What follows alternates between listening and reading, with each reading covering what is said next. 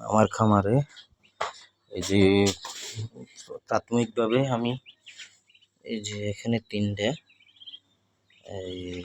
আমি নতুন করে একটা খামার করতে চাচ্ছিলাম। সবাই দোয়া করবেন যে আমি প্রথমে আপনার ধারাবাহিকভাবে এই যে এখানে চীনা হাঁসের বাচ্চা, তিনটা বাচ্চা দিয়ে আমি শুরু করছি। প্রথমেই শুরু করলাম। যে দেখেন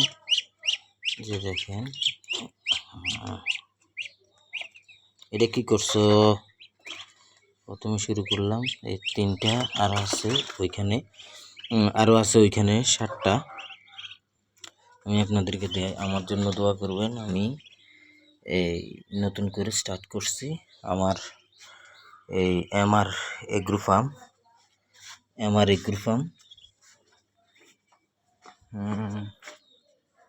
এই যে শেডটা তৈরি করতেছি।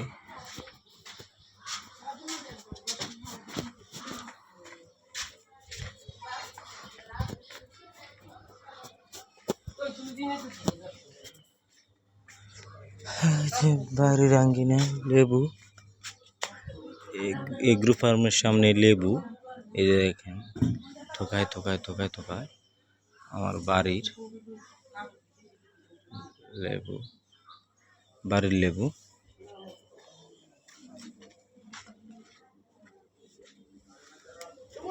এই যে এখানে আমার এই যে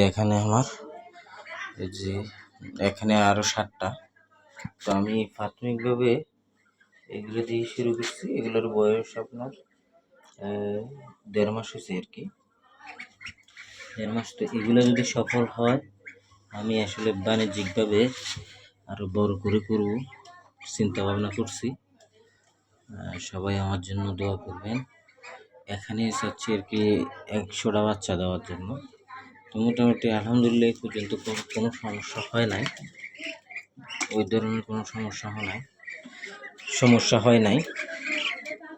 আনার পরে আমি যে রুলগুলো ফলো করার দরকার আমি ওই রুলগুলো ফলো করছি। মোটামুটি এখনো কোথাও সমস্যা হয় নাই। প্রথম আমি একবার উঠেছিলাম প্রায় 30টা, একটু ভুলের কারণে আমার অনেকগুলা বাচ্চাই মারা গেছে, আর কিছু বিক্রি করে দিয়েছিলাম। আর এইবার আমি একটু প্রপার গাইডলাইন্স পেয়ে আমি একটু আস্তে আস্তে শিখছি, এখন করতেছি। আর আমি সামনে আপনার বেজিং যে পিঙ্কি হাঁস 45 দিনে 3 কেজি হয়, ওইটা উঠাবো। এই আর কি মোটামুটি চলতেছে বাবুরা, এই আর কি চলতেছে। তো যাই হোক মোটামুটি হবে। আজকে গোসল করাই দিলাম, কিন্তু সময়ের অভাবে পারি নাই।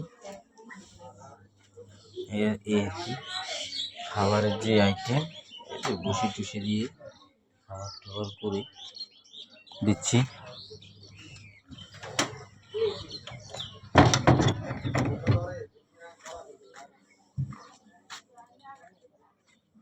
সুন্দর লেবু যে আমার এগ্রো ফার্মের সামনে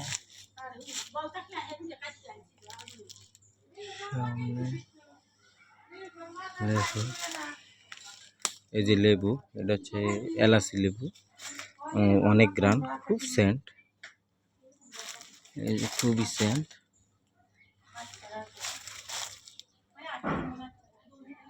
খুব সেন্ট, মাশাআল্লাহ অনেক ভালো আসছে। আমার সাইজটাও অনেক সুন্দর আর কি। এটা আমার এগ্রো ফার্মের সামনে। মোটামুটি নতুন এই গাছটা, নতুন, আমি বেশি দিন হয় না। আর এটা হচ্ছে দেশি লেবু, এটা দেশি লেবুটা আসছে মোটামুটি খারাপ না। সবাই অবশ্যই আমার ভিডিওটা ভালো লাগলে আমার চ্যানেলটি সাবস্ক্রাইব করবেন, বেশি বেশি করে শেয়ার করবেন। ধন্যবাদ সবাইকে।